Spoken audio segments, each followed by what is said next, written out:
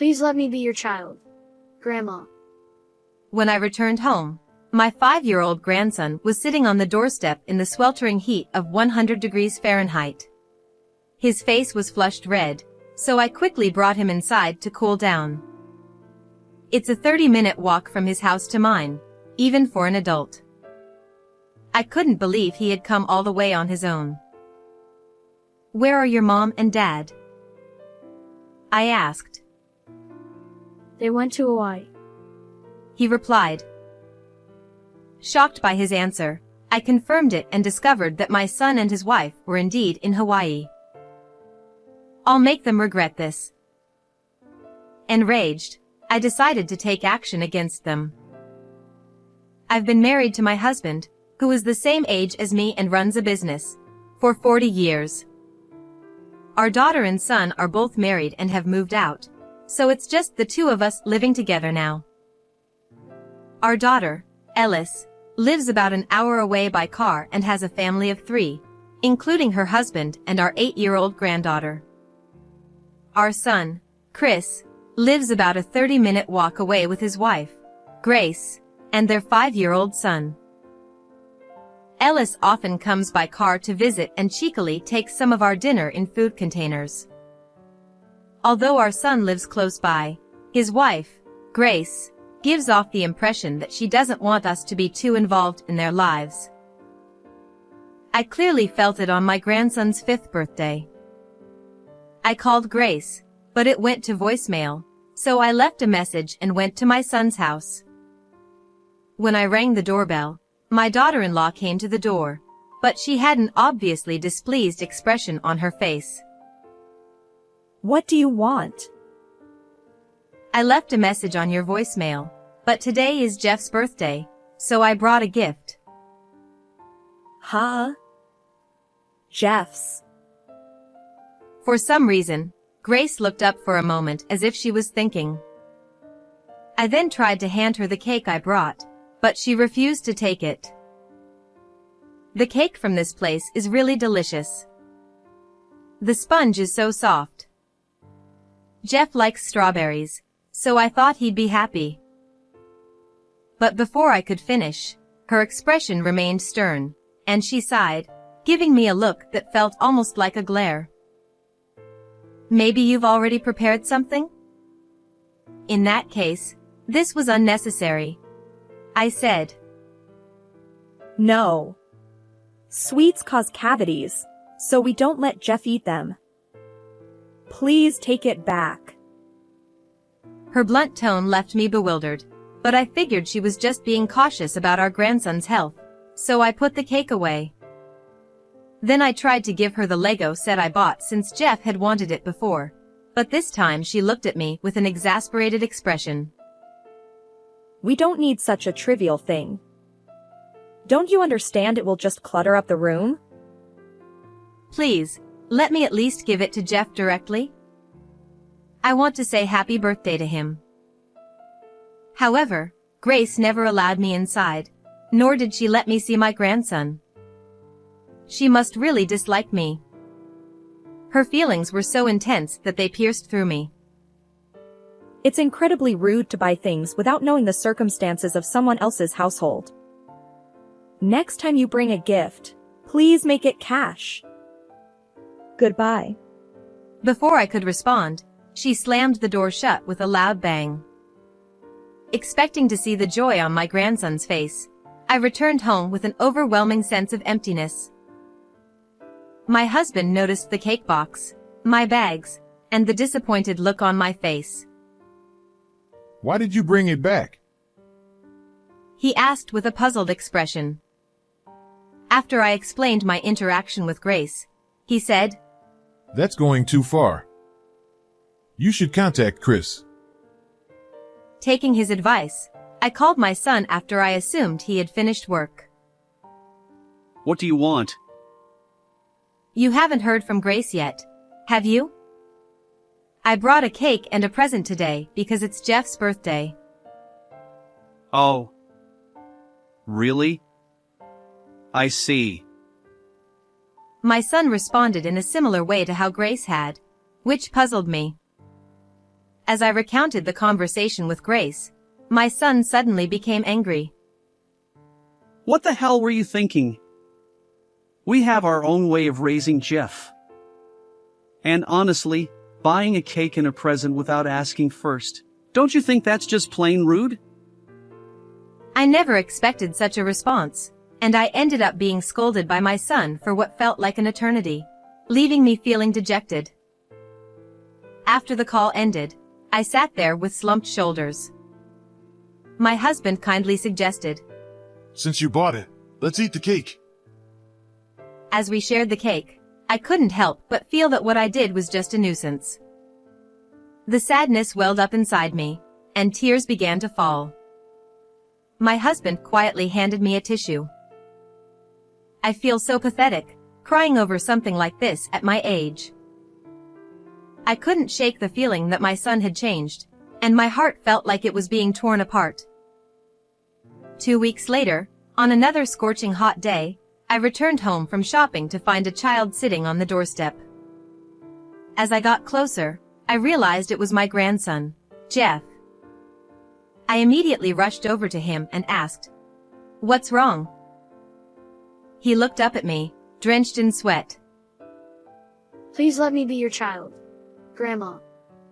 What? They said they don't want me. Jeff's face was bright red, and he looked unsteady, likely from sitting in the 100 degrees Fahrenheit heat for a while. I decided to ask him what happened later, and quickly brought him inside to cool down. I gave him a sports drink, which he drank eagerly, and gradually, the redness in his face started to fade. When I asked if he felt okay, Jeff smiled and said, "I'm fine," which made me breathe a sigh of relief. Since it's a 30-minute walk from his house to mine for an adult, I couldn't believe he had come all this way by himself. Where could my son and daughter-in-law have gone? Where are your mom and dad? Did you get separated on the way here? No. They went on a family trip to Hawaii. What? What do you mean? They left without me. There was some bread they bought, but it went bad because it was so hot in the house. So I came to Grandma's. Listening to this unbelievable story, I noticed that Jeff was wearing an adult-sized t-shirt that didn't fit him. The collar was stretched out, and his pants were quite dirty too. When did you change into those clothes, Jeff? A long time ago. It was when it started getting sunny more often. As he counted on his fingers, it seemed like it might have been quite a while ago. I wanted to call my son immediately to find out what was going on, but my husband suggested, We should hear more from Jeff first. if Chris was nearby, he would have contacted us by now, I thought. So, I gave Jeff a lukewarm shower, and his hair was so dirty that the shampoo wouldn't even lather.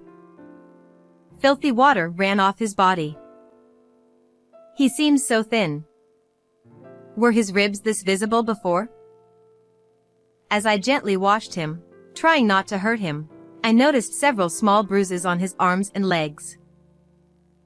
"Honey, could you bring me a bath towel?" I gave my husband a look, and as he pretended to dry Jeff off, I had him checked too. He was just as shocked. There were many bruises in places that didn't seem like they could have come from a fall. After his bath, I dressed Jeff in one of my husband's t-shirts, gave him some easy-to-digest food, and handed him the Lego set I had bought for his birthday. Wow. This is the one I wanted. Seeing Jeff jump for joy, my husband said, Grandpa will play with you. Let's see. Jeff, you're such a good boy. with a fond smile. Watching my grandson absorbed in his play, I couldn't shake off a nagging feeling, so I asked my husband to keep an eye on Jeff and went out to investigate something I needed to confirm. I headed to my son's house. Even after ringing the doorbell, no one answered. When I tried the doorknob, it opened easily. Jeff must have left it unlocked when he left. When I stepped inside, I was shocked by how dirty the place was. It didn't look like it had been cleaned at all. Clothes were draped over the sofa and chairs, and the floor was littered with empty bottles and snack wrappers. That's when I noticed a Hawaii travel guidebook on the table. As I flipped through it, I saw that various restaurants had been circled, and a travel contract was tucked inside. Maybe what Jeff said was true. To confirm this, I called my son. What do you want? Is Jeff doing well? Of course. He's running around here. When I asked where he was, he clearly replied that he was in Hawaii. It was obvious he was lying, but I pretended not to notice and said, "That sounds like fun," before ending the call. After returning home, I fed Jeff dinner and asked him more about what had happened. Feeling safe, he started to tell me everything, revealing truths that were far beyond anything I had imagined. I see. So you were feeling so sad that you wanted Grandma to take you in? That's part of it, but I'm not really their child. They found me under a bridge. It turned out that these were the words my son and his wife had been telling him every day. I'm a burden to Dad and Mom, so I wanted to be your child. Jeff squeezed his hand tightly, and large tears began to fall from his eyes. I was at a loss for words, overwhelmed by how pitiful he looked, and I hugged him as tightly as I could. Grandma, you're so warm and smell so nice. He clung to me and started sucking his thumb. For him to still do this at 5 years old, he must have been incredibly lonely. Well then, Jeff, why don't you become Grandma's child? Grandpa said it's okay too. My husband nodded in agreement, wiping his tears with a towel around his neck, pretending to wipe sweat, saying, It's hotter than usual today. As I gently stroked Jeff's back, he seemed to relax. He fell asleep in my arms. Watching his peaceful sleeping face, my husband, tears streaming down his face, said, I can't believe such a little boy was carrying so much pain. As I pondered how to deal with my son and daughter-in-law, my daughter Ellis arrived, as she usually did. Seeing the tense atmosphere, she tilted her head in confusion, and that's when a brilliant idea struck me. Ellis, I have a favor to ask. After telling her everything that had happened, she immediately made a phone call. As she spoke, she made an OK sign with her fingers and smiled. They'll take care of it right away as a special service. With Ellis's help, things began to move quickly. All right. Everything's set. I'm ready for whatever comes next. And so, I eagerly awaited the return of my son and his wife from Hawaii. 3 days later, I waited in a car parked near the house. Soon, a taxi passed by and stopped in front of my son's house. Out stepped my son Chris and his wife, Grace. They were carrying large suitcases and began looking around nervously. Then, they hurried over to a man working nearby with anxious expressions. Hey! What do you think you're doing? There was a house here. The man leveling the ground responded with a puzzled look. We demolished it. Chris's face turned bright red, and he grabbed the man's shoulder firmly. That's my house. Who gave you permission to do this? Let go of him. It was under my orders.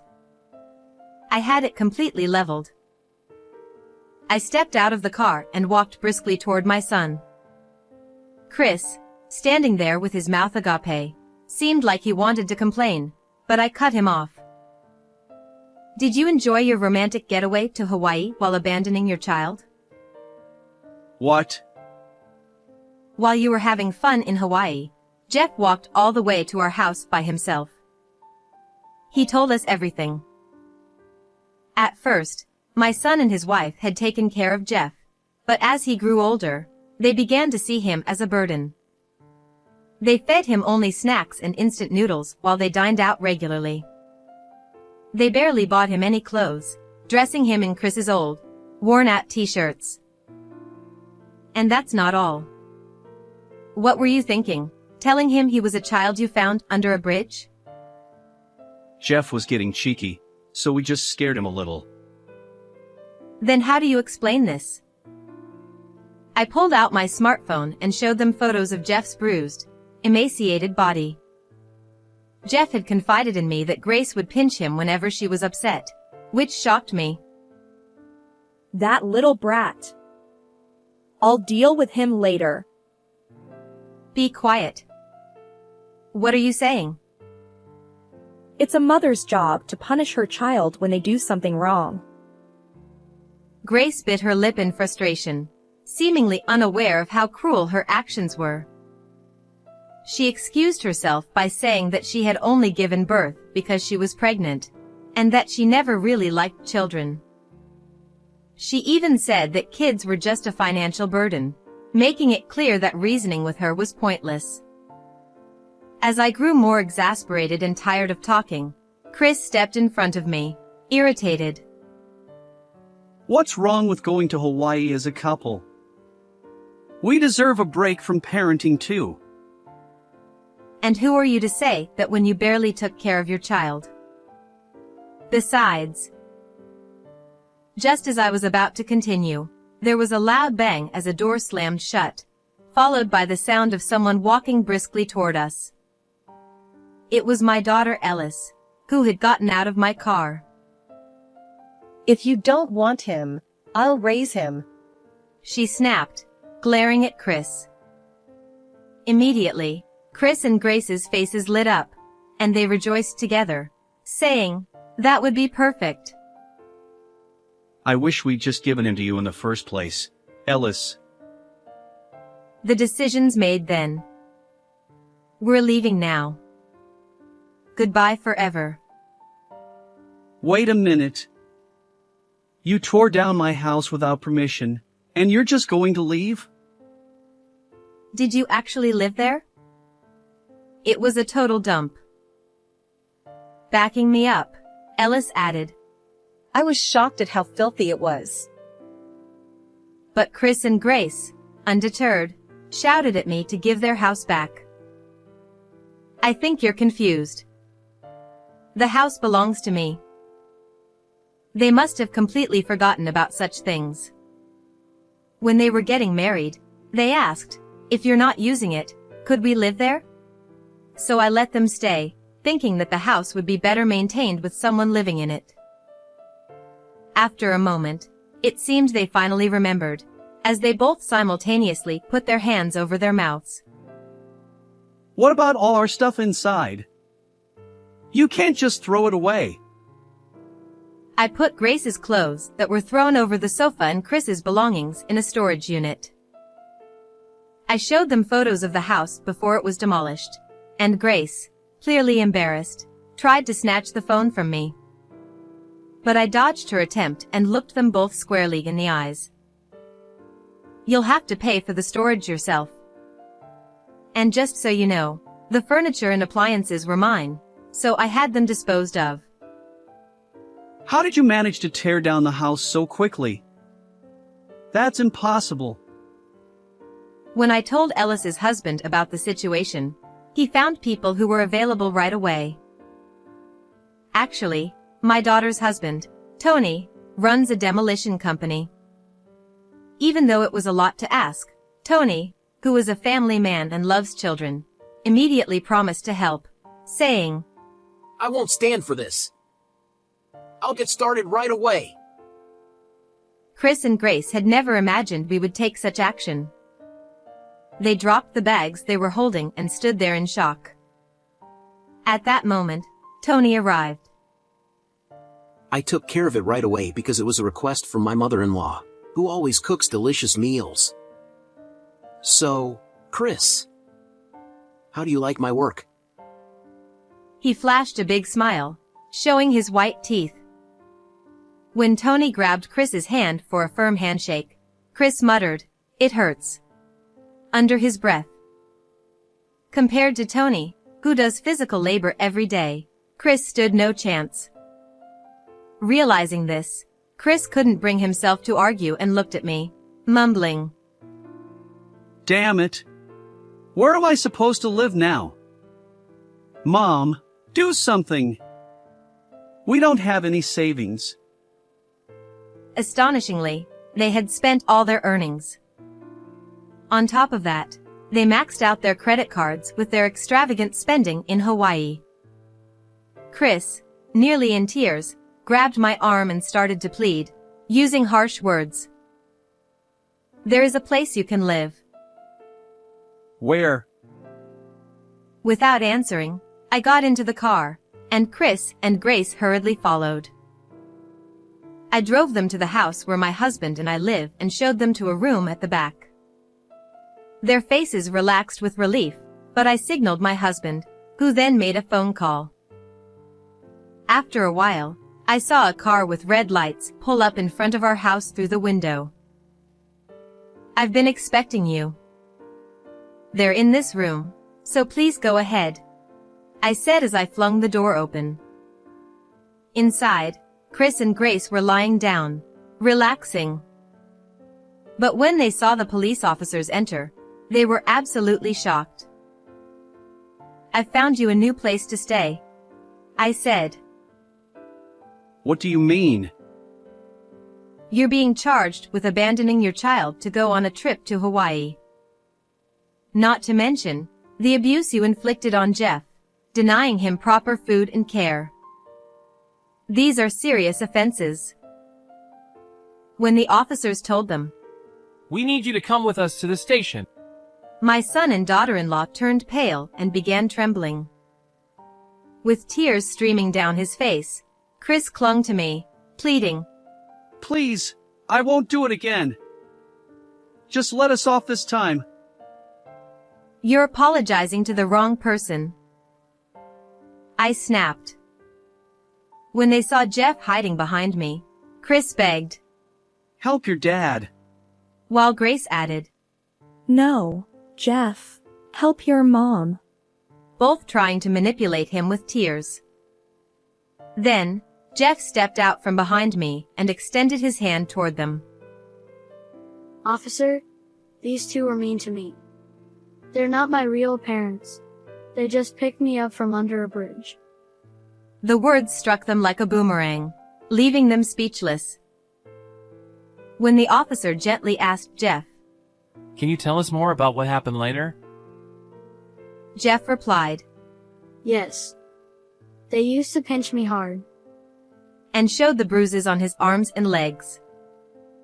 Realizing they couldn't escape the truth, I stood before them, glaring. "Apologize to Jeff right now." I'm sorry. I was wrong. Jeff, I promise I won't do it again. Please forgive me.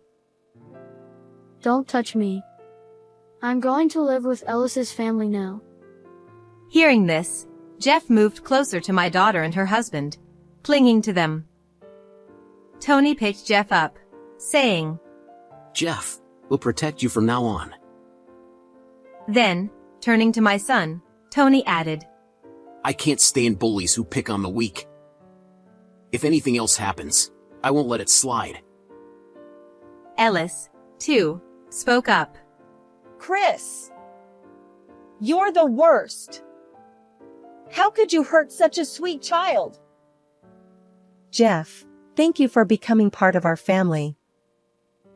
She held Jeff's hand tightly. I'm glad we're all on the same page.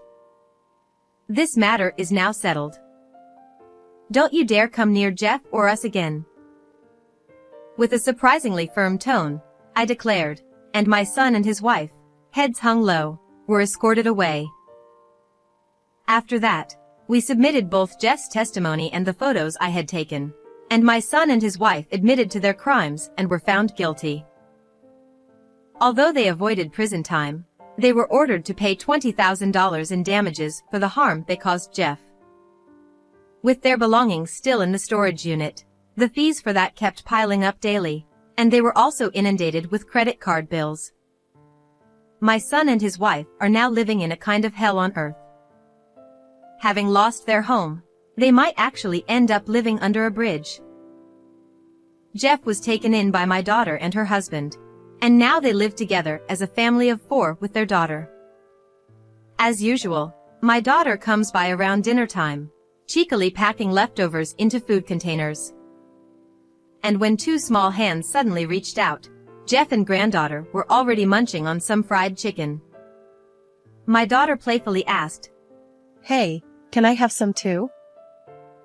Jeff, with a playful sigh, said, All right. Fine. and popped a piece of chicken into Ellis's mouth. Recently, Jeff has started calling my daughter Mom and Tony Dad.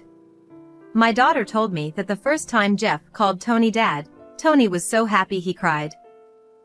Not only that, but their daughter was overjoyed to have a little brother and never leaves Jeff's side. Just like my daughter's family, I'm going to make sure that I shower Jeff with love and ensure he's happy. How did you like this story? Don't forget to subscribe to the channel. See you in the next video.